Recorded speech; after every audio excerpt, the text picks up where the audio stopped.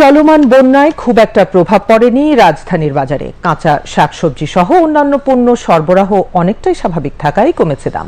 তবে ব্রয়লার মুরগির দাম কিছুটা কমলেও ওঠানামা চলছে ডিমের দরের। কোথাও আগের দরে, কোথাও কিছুটা কমে মিলছে ডিম। আর ইলিশের এই মৌসুমে মাছের দর কিছুটা কমলেও ক্রেতারা চাচ্ছেন আরও সহনীয় দাম। সেই সাথে প্রধান খাদ্যপণ্য চাউলের দর নিয়ে অস্বস্তি নিরসনে জোরালো পদক্ষেপের দাবি জানিয়েছেন ক্রেতারা। শাহেদ জাহিদের প্রতিবেদন। বাজারে বেশিরভাগ সবজিরই দাম কমেছে। আগে বেগুন, বরবটি, কাঁকরোল, করলা, কচুরমুখীর মতো সবজি 100 টাকার ওপরে ছিল। এখন মিলছে 60 থেকে 80 টাকায়। অথচ 1 মাস আগেও 60 টাকার নিচে কোনো সবজি পাওয়া যায়নি। কিছুটা কমতে দেখা গেছে আলুর দামও। প্রতি কেজি 60 টাকা দরের আলু এখন পাওয়া যাচ্ছে 55 টাকায়। কাঁচা মরিচের দাম নেমে এসেছে 200 টাকা থেকে 160 টাকায়। ডিম আগে 160 ছিল, এখন আজকে 155 টাকা। বরবটি আগে ছিল 120 টাকা, আজকে 80 টাকা। তারপরে ভেন্ডি আগে ছিল 70 টাকা, আজকে 50 টাকা। আগের থেকে একটু কম। বিক্রেতাদের ভাষ্য, বেশিরভাগ নিত্যপণ্যের দরই 1 সপ্তাহ আগের জায়গাতেই রয়ে গেছে।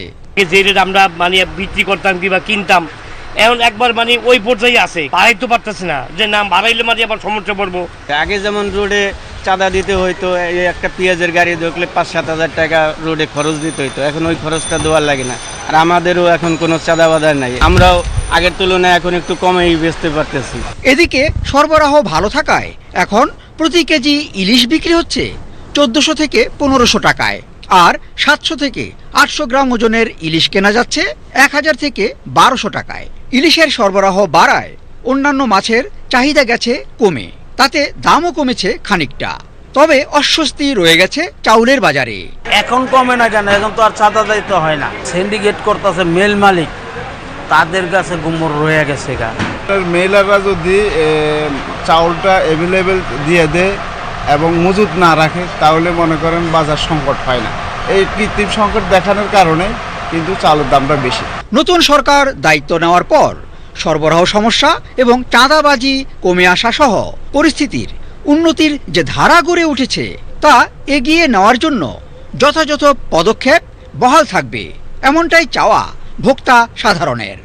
স্বাভাবিক বা সহনীয় বাজারের স্বার্থে বারবারই গুরুত্ব পেয়ে আসছে সরবরাহ ব্যবস্থা ঠিক করবার বিষয়টি। ভোক্তা সাধারণ এবং খুচরা বিক্রেতা সবারই চাওয়া এ ব্যাপারে তদারকি ব্যবস্থা আরও জোরালো করা হোক।